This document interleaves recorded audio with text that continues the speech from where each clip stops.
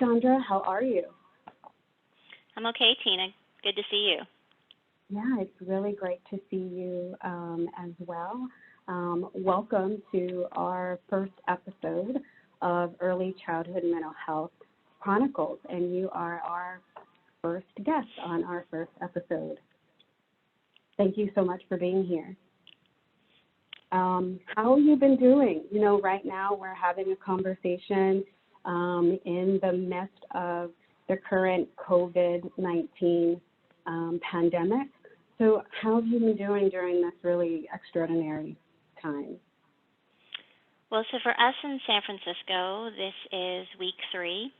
We're kind of nearing the end of week 3 of sheltering in place, and I imagine, like you and like so many other people, I kind of feel like I'm riding waves.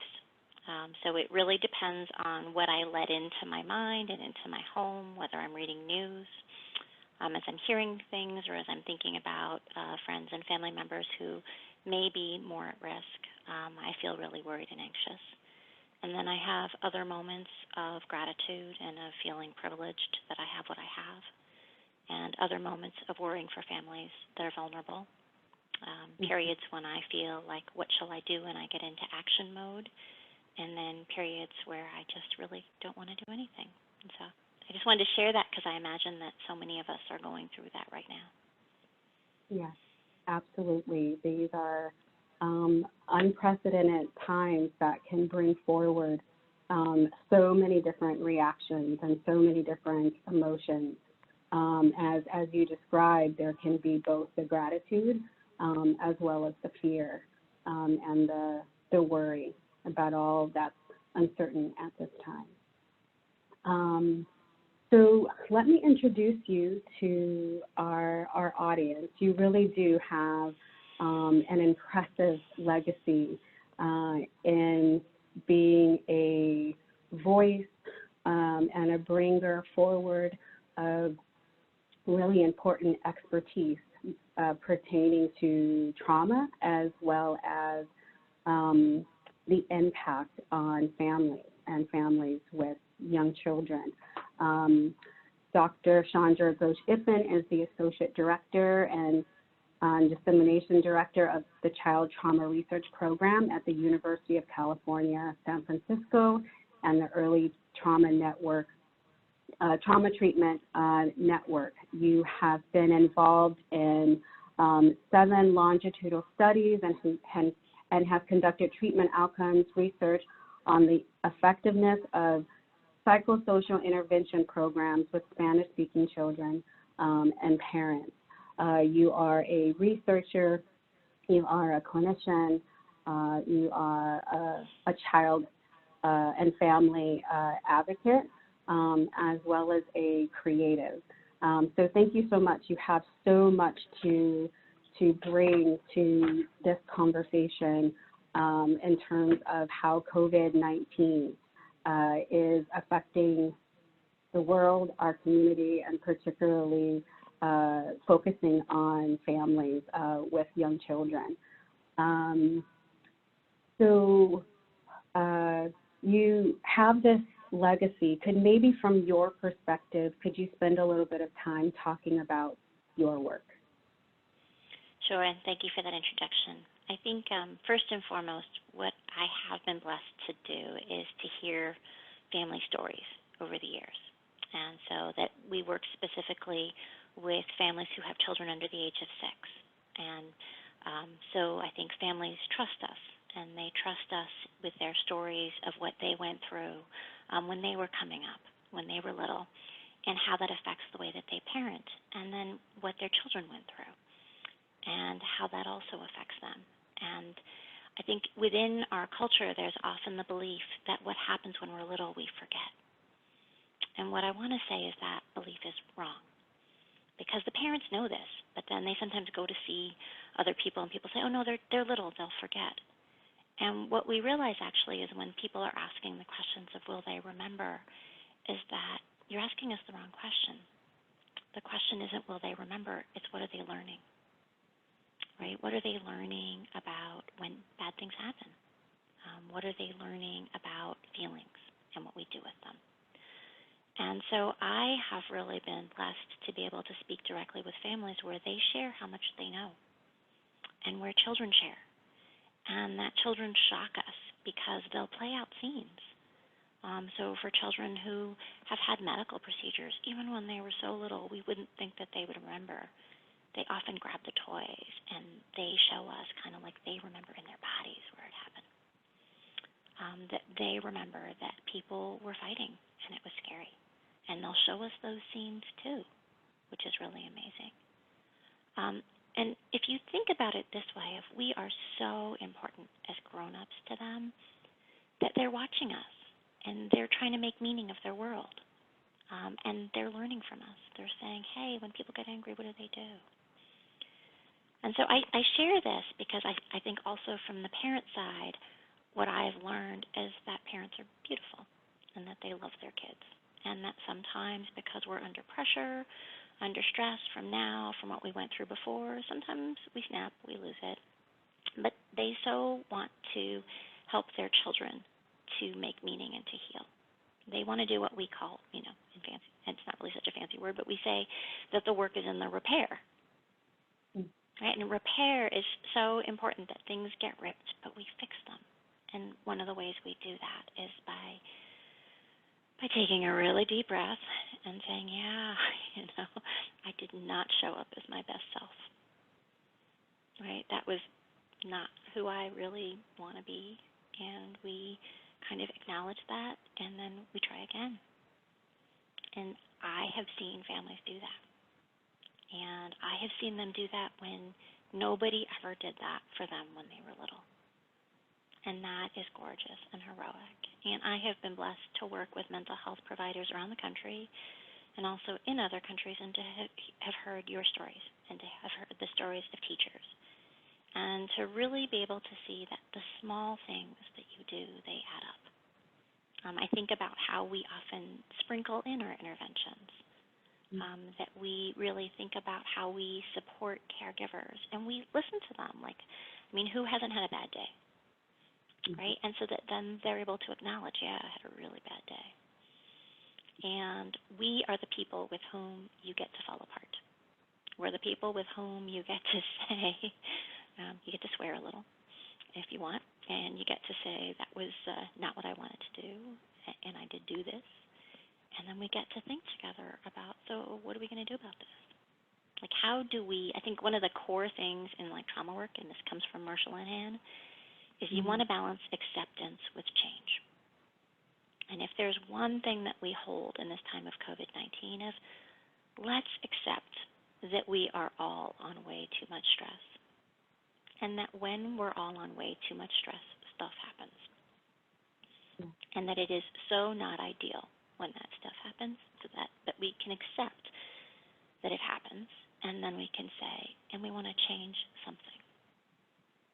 And what would that be? That's really beautiful, and what really stood out to me in terms of what you were talking about is this level of vulnerability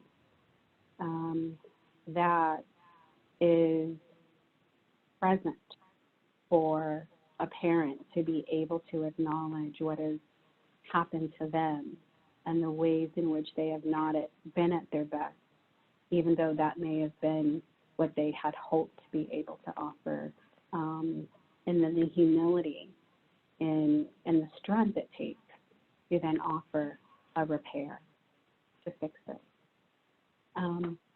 This is a really vulnerable time. And so can you speak to that in terms of how do we support our caregivers, whether they're teachers or parents or grandparents that are experiencing this uncertainty and disruption to normal life and are in perhaps a more vulnerable place than they have been, and also trying to now be there for their children. Can you talk about that and how to support caregivers at this time? Yeah, so I would be happy to do that. Tina, I hope it's okay. I was thinking now that this might be a good time to share my screen. and to show the CPP triangle.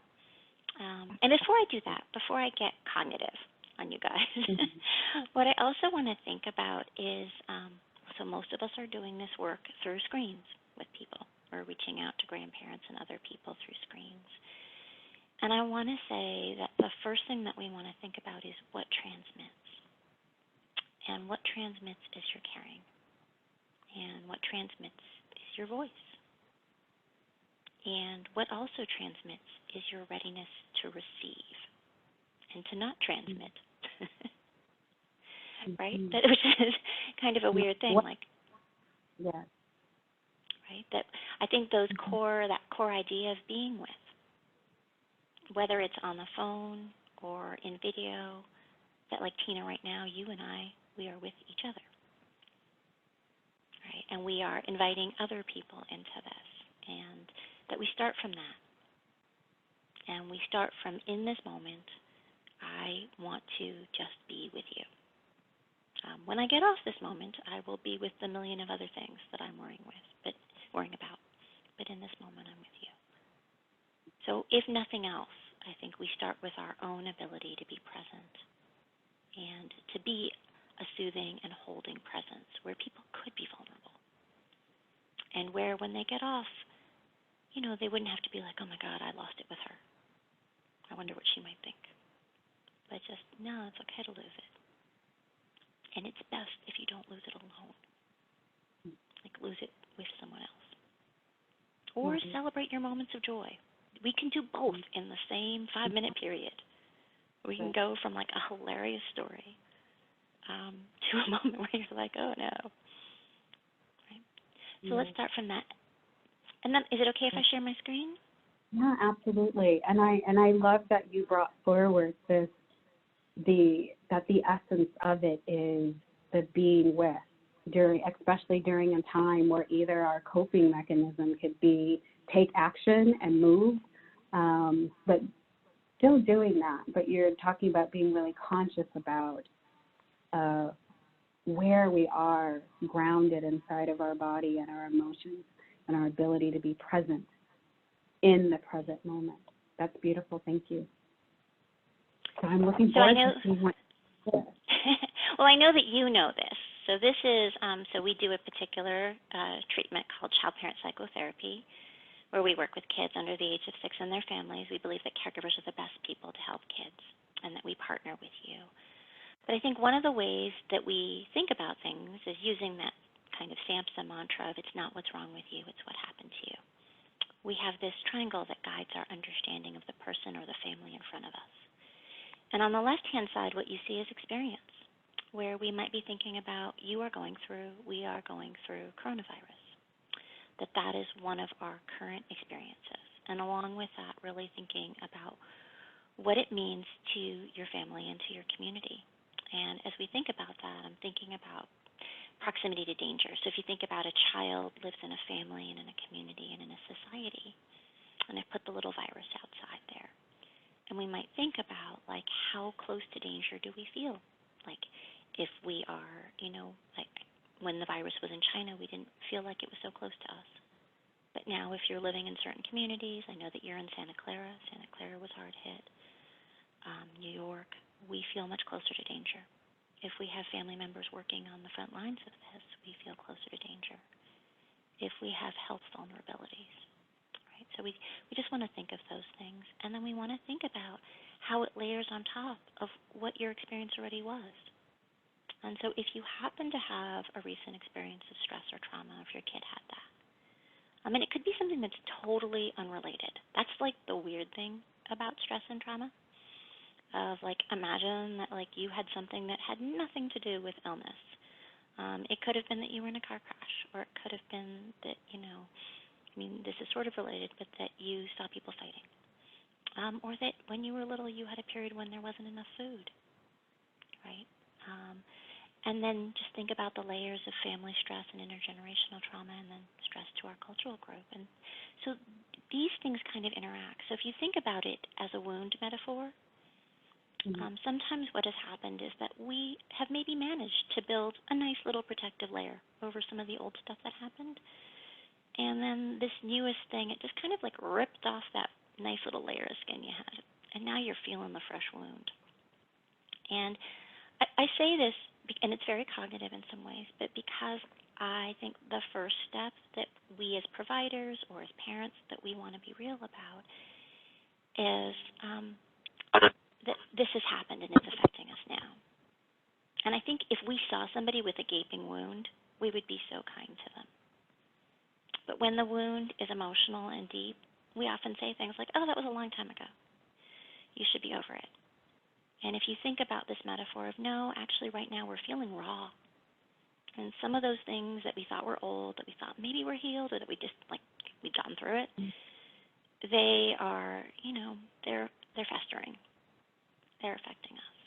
And so just to be kind to yourself and to really think about how all of these things combined may be affecting your body, right? So I think about, like, people who maybe when they were growing up, there wasn't enough food, and you go to a supermarket and you see empty shelves. And no amount of like, oh yeah, of course they're going to restock or whatnot, that's good. It's good to think that. It's really helpful. And yet be kind to yourself if your body is going, oh, alarm bells, right? And so we want to just say, yeah, it makes sense that you're flipping out. And it's good to try and calm yourself down, but it also be kind to yourself and think about how this maybe affects your sense of safety. Think about how it affects your relationships, how we're also in close quarters, and that we're more apt to snap at each other. We may not be focusing so hot, right? And all of this applies to us as providers. It applies to the families, and it applies to little kids. And so if we think about it, it's very important that we really appreciate kind of our experience, like what am I going through? And very important that I get real about every person has a unique experience. And so I do not want to be making rules or treatments based on a global. Because what we know is that some people feel super close to danger right now, right? And what they really need is different from somebody else who says, no, I feel well taken care of. I actually am able to work. I'm spending more time with my kids. That's a good thing. So I think one of the things that we're really learning about is really disparities, again, in the age of coronavirus. That we work and we care for a lot of people who are vulnerable. They're under-resourced, that society has not always treated them kindly. But if you think about that virus out there, society has not been a loving and holding space for many communities of color, many communities that have been under-resourced, and to the degree that society is not buffering them right now, they're having a very different experience. And so as providers, I think it is important to be aware of both the impact on us and also to some degree to be aware of our privilege. I think about, Ken Hardy talks about our privileged self and our subjugated selves. And I think it's a moment to think about where do we feel like we're being smushed by the virus and where do we feel like actually we're maybe we have things that other people don't. And it could be in many different ways. So I don't want to assume that a family doesn't have resources, because some of the families that people would call under resources have such amazing resources. They are singing together, praying together, cooking together. So I think just, again, not making the assumption and really tailoring. And I'm just going to, is it okay if I don't know if you have a thought before I move on to kind of what might help? I think what I would, you said something that I just wanted to go back to just really quickly. You were really bringing forward how the emotional and the physical response during such a time can be such a prominent experience, and yet we sometimes, or oftentimes as a culture, kind of distance ourselves from that. Any insights on why do we do that?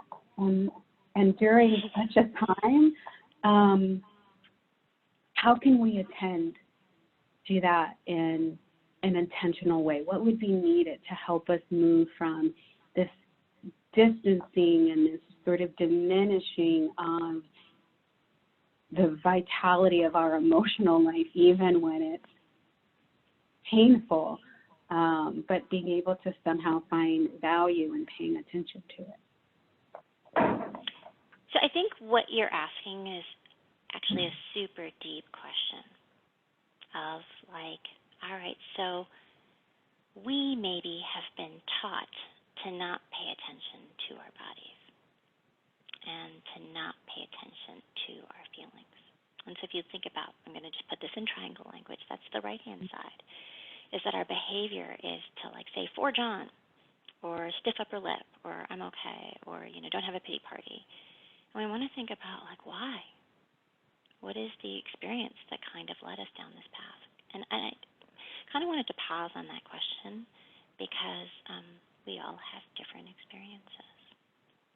But just to start us thinking culturally, let's think about within our cultural group, has it been acceptable? Has it been safe to share your feelings? And in a culture where your group has been oppressed or has been harmed by the larger society for so many groups, or where there wasn't enough safety for it, it might have made sense that grown-ups taught their kids to forge on because there wasn't the luxury of being with your feelings. And that was necessary for survival, absolutely necessary. And so I think about this, like I think about, part of my family, my Indian side, grew up under British rule, my dad did. What did colonialism do? When we think about, like, 4 Native American families in this country, Native American boarding school, what were they taught about? Could you have feelings when there was no grown-up there? For Black African American families, thinking again about slavery not being safe, right? To be bawling, maybe, because things could happen. And you should be upset, but what's the best way to keep your kids safe? You should be devastated, but there wasn't necessarily the ability. The same thing for many Asian groups. What's that? So it's been adaptive. It's been about surviving. Yep. We look at in the history of many Asian groups, if the Red Guard was going to take your kids, right? Where was the space for the feelings if the feelings and showing them was going to get your kid killed? So let's honor that was adaptable for that historical time period. So when people say, because I know I belong to a very weird cultural group, which is the culture of mental health. And we do research studies and we learn and we say things like what is shareable is bearable, right? That we know that when you're able to open up and share your feelings and they're received by somebody who doesn't try to change them, that somehow that feeling loses power. We've done weird, not me personally, but weird research studies where we put people in MRI machines and we show them faces with feelings, and when they name the feeling on the face, actually we see that the parts of your brain that respond to emotions, they calm, right? And so that kind of tracks back to what Dan Siegel says, that to tame it, you've got to name it. And like when we can say, I've got this feeling in my body, it's frustration or it's anger, what we can hopefully learn is that we don't have to get stuck in that feeling, that yeah, we do feel it, and it feels pretty lousy.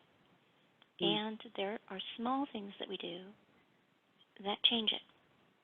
We return to it, and that some of it is righteous anger, like we should be mad, we should be frustrated, but we don't need to feel like it rules us. We can feel like I own my anger. I am pissed off about this, and that's different. So I sort of diverged, but I think we can go from how do we accept, remember acceptance with change? How do we accept that, yeah, this was, like you said, Tina, adaptive. And right now, the question is, in our own homes, because we're here, and we're all in different circumstances, multiple kids, multiple families in the same home, would we want to shift the old learning and say, right now, would it be safe to talk about our feelings and how they affect us with our kids. And would that help, even if it doesn't, like, we're not trying to take away the feelings. Great. I love that in terms of accepting what has happened and why and where we find ourselves. And yet think about what are the ways that from that place of acceptance to find path to healing.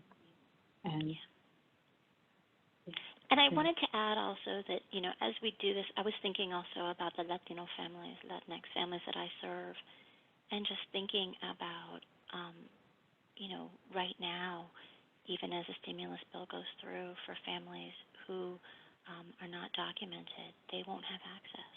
And so again, those fears and worries are real. Mm-hmm. And so how do we kind of really acknowledge and accept, and for those of us who have the ability, what do we do to safeguard them? So I just wanted to bring that out, because I think there's one thing about thinking about feelings as transient, but I think the feeling of fear and worry, when you're really worried, can I feed my family? What will happen to us? And so as providers, when you're saying, what can we do? Well, some of what we need to do is just really get pretty basic and say, here is some stuff. This is where you can go. How do we actually organize in our communities to make sure that we safeguard the well-being of those who are most vulnerable? Yeah, great. Thank you. And you were going to introduce something else. Oh, this is just the last slide. So I just wanted to say, just to finish off the triangle, to really think about when we're thinking about how to help families. So this is just a framework that guides us in child-parent psychotherapy, but I think it could guide many of us, and it's probably what you're doing anyway. But how do you think about where the person has come from and what they're going through, how it's affecting them now, and really what might help? And this idea of really tailoring to the person in front of you. Some people, I think we're seeing, they need multiple phone calls, just briefly. Some of them want resources. Others are like, way too many resources. Mm-hmm. So just really thinking about that and really honoring, I think, if you look around the circle at the protective steps and hope, helping them to honor the great things that they're doing, right? Those moments of joy. So I think about, moments of victory where you're like, yes, mm-hmm. like, you have anybody who has a kid, we can be like, okay, we had a not so good moment, and there was a moment of victory, like where I responded the way I wanted to my kid's tantrum. And yet there was this difficult moment where on the fifth time that they asked me why they couldn't go out, because kids will do that, I was not my best self. And so then just thinking about how we take care of our bodies too, and thinking about what else works. And I think, Tina, as a trauma therapist, you and I both know that those stress chemicals are raging through our bodies, and that as we're sheltering in place, we don't want to limit movement. So we want to shelter and move at the same time. So I didn't know if it would be helpful, Tina, but I brought some pictures of some of the animals that are in one of the stories I wrote. I thought that might be. Please. Yeah? Mm-hmm. All right. So as you pull that up, I was just going to say that you have your website, Piplo Productions, where what you're referring to are some really powerful creative materials that you have developed to support our acknowledging and talking about what you've been describing today. So yeah, please. I'd like yes, you to I wanted more. to say that there is always a free PDF or YouTube version. So if you Google, once I was very, very scared, and put in the two veries, because if I put an error, a grammatical error, it makes it easy to find. But there's a little story about animals who are scared, and this idea that we all get scared sometimes. So fear is sort of a universal thing, and when we do, our bodies react. So our bodies are supposed to react when we're in danger. And then, very interestingly, the weird thing is that we all react in different ways. And sometimes, even within families, we have very different ways of kind of naturally coping with stress and danger. And so I just thought that animals beautifully capture some of the common patterns, and it's not like we fall into any one pattern. We can be very mixed, and we can fluctuate depending on the situation. But if you look at the turtle and you think about like those of us who hide, like we want to retreat. We don't want to deal with people. We want to stay in bed. We just, or we kind of like slow our movements down, like that turtle. And sometimes we have that tummy hurting, but our bodies hurt. Our bodies pay the price. And so that's a very common pattern. You can see the little squirrel. And so the squirrel is sort of, the metaphor is like the endless chatterer. It's like, oh my God, this isn't happening. And if you imagine like having a squirrel combined with a turtle, where the squirrel's like going on, what do I do? Like I'm trying to get my nuts, I'm trying to get everything organized, and like the turtle's like, oh my God, I just need to like crash. Like no. And then the squirrel's also kind of thinking about how sometimes eating is a coping mechanism, and sometimes it's that we don't eat, and sometimes we eat too much, and sleeping as well gets affected. And Tina, I hope this is helpful for some of the people tuning in on the podcast, just because they might recognize this in themselves. Mm-hmm. So we see the frog, and the frog loses their voice. And this is actually a very important thing to think about in early childhood. So for folks who are at home with little kids, if you notice like that they may have, because little children are developing. And so like, we're so excited as parents when they get potty trained because, we can save money on diapers and all sorts of things. We don't have to change them. But one thing that we see is when kids are stressed, sometimes they lose skills that they were in the process of gaining. And so we'll see little children who, when they're stressed, maybe like they're not talking so fluidly, right? Like so we're talking and they're like losing some language abilities or some motor or toileting. And we just want to think about how when you're little, that's your body's way of saying, I am not okay. And we might be confused by that because we're like, but they don't know. Like they're little. How are they supposed to know that this is happening? I buffer them really well. And what I want to say is you have probably buffered them really well. And if you're anxious, it is so weird. But like little kids have these like spooky antennae out, and they like know when we're anxious.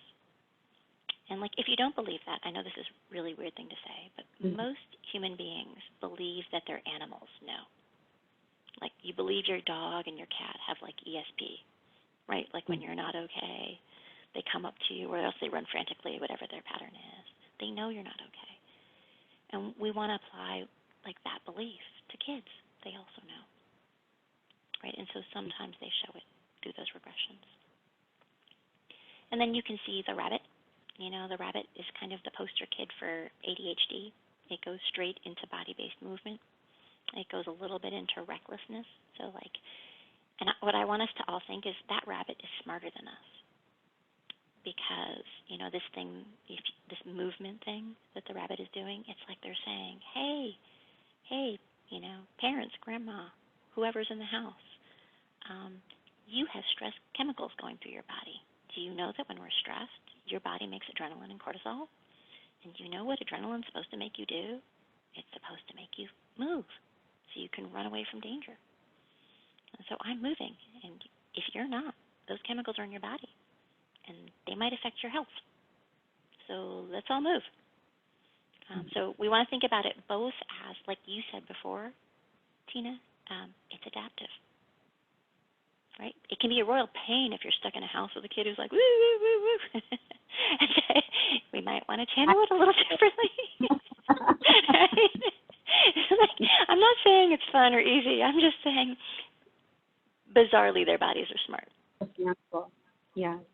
And you're really talking about the wisdom of our body to act in ways that serve as protection, but we can misunderstand or misread what the body is actually telling us from its own wisdom that's beyond the cognitive understanding of it. Yeah. What are some of, you were talking about how language capacities can regress in terms of how young children show through their bodies and through their emotions that they're distressed. You also talked about how the body now has all of these neurochemicals flowing through it that propels it to mobilize and move.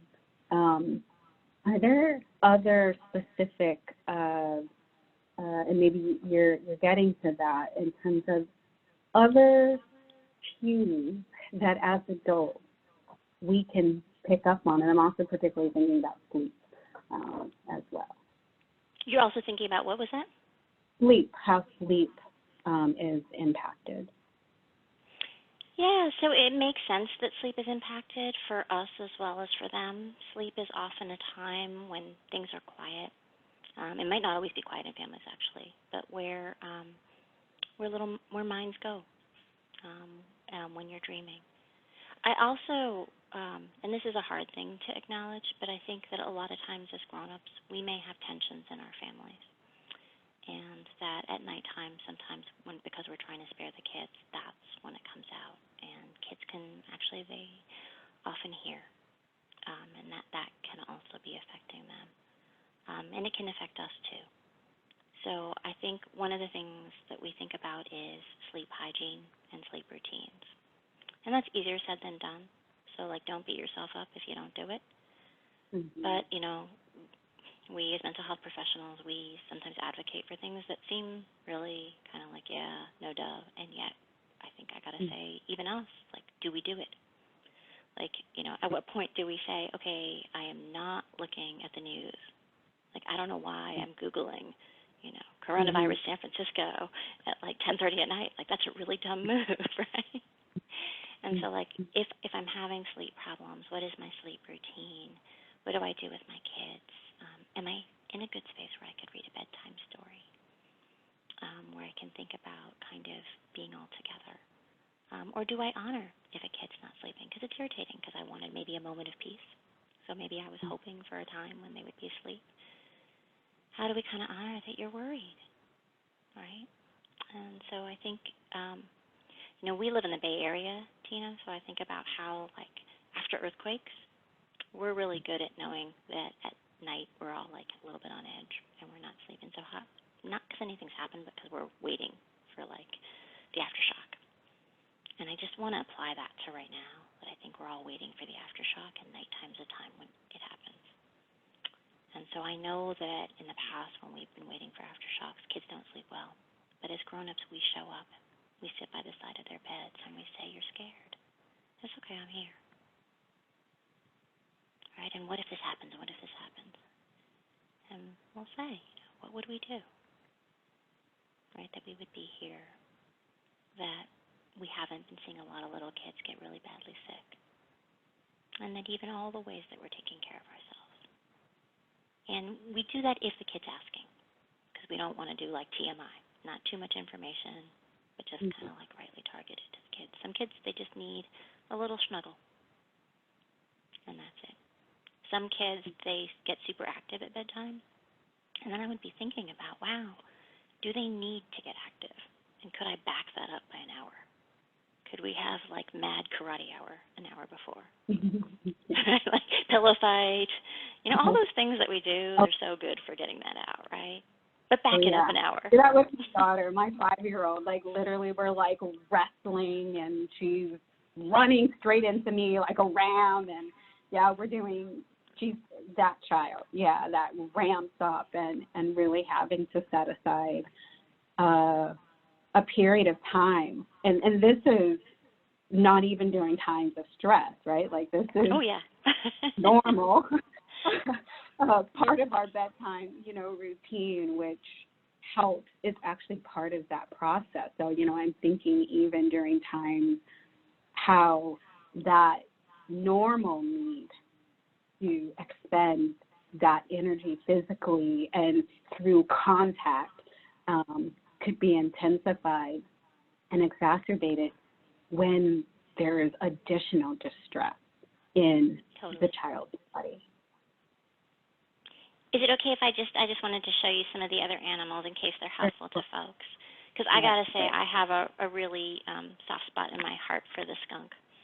So he, or it could be a she, they become a real stinker.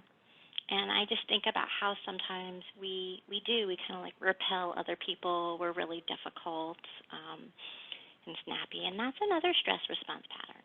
Just, it's annoying as all, whatever. But if as parents we can recognize that you're not just being difficult to be difficult, you're being difficult because you're stressed. And sometimes it's because fundamentally you worry, am I lovable? Like, even if I do this, will you still love me? Will you still come for me? Can I repel you? And then if you see the little monkey down there, monkey clings. And so I want to just really think about a lot of parents are having to go out there and are having to work and are leaving, and we don't know what our kids are hearing about the news, what they're filtering, and so some amount of clinging is really normal. But I also think that some kids get so worried that, like, you can't even go to the bathroom, can't take a shower. And that's just another way of showing kind of like, I'm so worried that something could happen to you. I'm so worried of what I would do without you. And in particular, if children have experienced losses in the past, it's kind of brought loss really close. So it makes sense if they're clinging, right?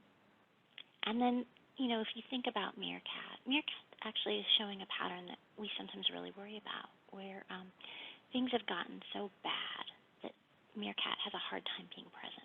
If you think about, like, the reason I picked a meerkat is because they kind of sort of look like they're shocked and they're dissociating in a way. They're not present in their bodies. And I think if that happens, we really want to kind of just come up to a kid and very gently, if they know us and trust us, we might just put like a little hand on their shoulder. And what we're thinking about is how, and this could happen to one of us, grown up as well, but how do we ground ourselves in the present? And the reason we say ground is because you just, like right now, I would be saying, my bottom is on the chair. I may be worried, but right now, in the here and now, I'm with Tena. And so bringing it back, and we think about kind of deep breathing. How do we just, slowly become aware of our bodies and our breath? And so these are just some of the patterns I thought would be helpful because people are asking, like, what do people do when they get stressed? And, so if by looking at it through animal, we can be like, let's be kind to those skunks. Oh, there's one pattern I didn't put. I'm sorry, I got to go back to it, Tina. I'm sorry, because these are very important. I missed the most important ones. So in the story, there's a dog, and the dog growls and barks. And, that is really the typical pattern of, like, fight, right? Like, you growl, you bark, you fight, you go into this. And I just want to think about how irritability, growling and barking at each other, that's a really common stress response pattern. And you can see here that this is, post-fight, where the little dog is feeling very sad that they went into that mode. So we can kind of oscillate between, like, doing it and then being like, why did I do that? Then you beat yourself up. And then the elephant there says, I don't want to talk about it. I don't like to talk about it. And just to honor that within, like, the field of trauma, one of the hallmark kind of clusters, one of the hallmark ways of responding is to avoid. Like, I just can't deal. And so that's another way. And there can be some short-term advantages to that, but long-term, sometimes we're not dealing with things, and that pain kind of festers. And again, in families, if you have one person who's not dealing and another person who's, like, chattering endlessly, we got to figure out ways to be together. And I think, sometimes when people, like here, when people aren't thinking about it, and when aren't talking about it, they're thinking about it. And if they're thinking about it and holding it side, that's where I think those words of what is shareable is bearable. So if you can bring yourself to find someone you trust to talk about what's going on, there's something about when things get shared, the burden gets lifted, right? The thing doesn't go away, but maybe you feel lighter if the person was just listening well. So I just wanted to put those two out there. Yes, those are such powerful ways to acknowledge what are common and adaptive ways of attempting to cope. and what really stood out to me is that that this is for us adults too. That we can be little stinkers, or the porcupine, or the elephant that that shies away. So it's a really beautiful way of bringing forward these experiences in a way of accepting, right? You're talking about this acceptance of what is. One other thing that before we close, you started out talking about how important presence is, and how there is something about the energy that we bring forward that in itself can cultivate a sense of safety and soothing. And so I get asked questions as a mental health therapist, as a mental health consultant, how is that really effective? And so what I wanted to just point out is you, throughout this call, was exhibiting and giving a real example in terms of the presence that you brought, which was encapsulated by the pacing of your voice, the inflection, the descriptions, and so I'm just trying to find a tangible way of really bringing forward the power and the essence of the being part and the embodying of it, and how that makes a difference. You are one of the people in this field that I personally and professionally have looked up to, have admired, have been so grateful for the voice that you and the narrative and the stories that you bring forward that resonate with me personally, and the courage and the bravery to speak the things that we may not always feel comfortable speaking, but are so powerful and so important to be given voice to, especially for those that don't have necessarily a way of having their voice and their perspective understood and heard. And so I do want to first, before we end, with just the expression of my gratitude and my appreciation. I have learned a great deal from you in so many different ways, not just from the direct training and consulting I've personally received from you, but just the witnessing of who you are and the work and what you've brought forward. So thank you so much. Thank you. You're also very modest, so I want to thank you for all that you do to support your team and the families and for what you're building. So thank you. I think we need so many other calm and soothing voices and different presences, and we all have our different ways of being, our authentic voice. We have our goofy sides. Let that out.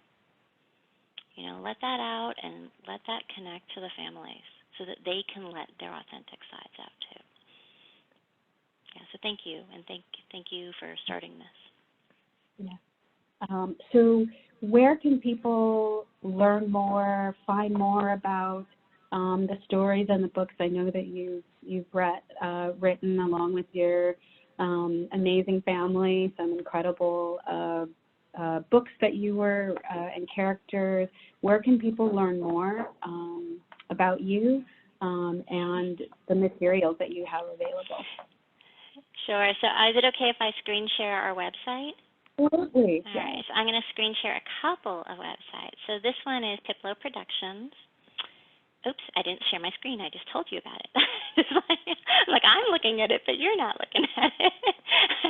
That does not help you. All right, so let me just share my desktop with you real fast, and I'll get to it. So now can you see the Little Piplo Productions website? And so this is just a website that we set up, and you can see that we have little pictures of our books. What people should know is that we try to make a lot of different versions also available for free. Believe in that Harry Potter saying that help should always be given to those who ask. And so if you like to go on YouTube and look at the titles, but you can find them. And then we have lots of free activity books. So I'm just going to go to like the Once I Was Very, Very Scared page right here. And then if you kind of like scroll over to the resources, right, we have like free finger puppets. We have some downloadable coloring handouts. So you can say, sometimes I'm like, you know, so you could take a good look at like, sometimes I'm like this animal, right? And then, you know, you can sort of share that in your family and be like, I'm just going to tell you guys, I am totally squirrel. I can be irritating a squirrel. It's great when I cook, but, you know, there's some other sides that maybe not so great. And then there's also a handout for what helps you, you know, so we can just think about, you know, just start to jumpstart what helps you. And then what I would say is, are you doing it?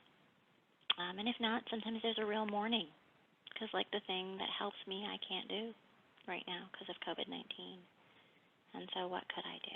So I just wanted to share that resource. And we have this series called the Trinket and Sam Story Series, which were developed for after disasters.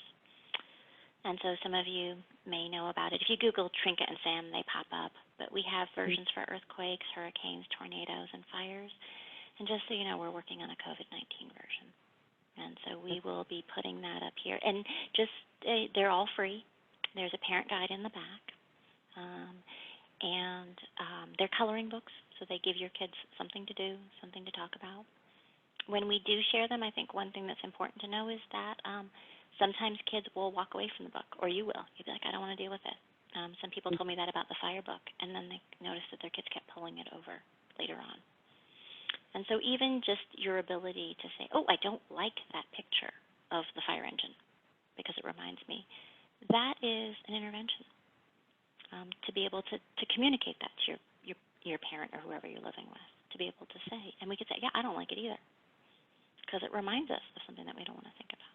So that's super cool. So that's kind of why we wrote this. But I just wanted to share that, because I think sometimes when we make resources, grown-ups think that we must read this all the way through. And I'm like, no. Again, tailoring it to the kid. And if they sort of push away, sometimes they pull it out later. Or, you know, we're really saying, you know, because like the title of one of my books is Once I Was Very, Very Scared. So some kids are like, yep, I want to see this. And other kids are like, nope. Because say, oh, it's hard to talk about when we're scared. Because right now, we're all a little scared. And then the other website, just really quickly, I was going to show you, is childparentpsychotherapy.com. So this is our childparentpsychotherapy.com website, where we really believe in supporting caregivers and children and strengthening their relationships. And we're going to work really hard to get more resources up for providers. And so we have very few, because unfortunately, in a place where we live in the Bay Area like you, and so it's hard to hire web developers because we compete with people who can pay a whole lot more. And so I and my team have learned to do this. But the one I wanted to point out for you guys is that we have, where are they? Oh, I should have looked at this. I'm going to have to find it and make it more, right here it says book lists. So we have some book lists, and we're going to be putting more book lists up. But right now we have one about attachment, separation, and connection.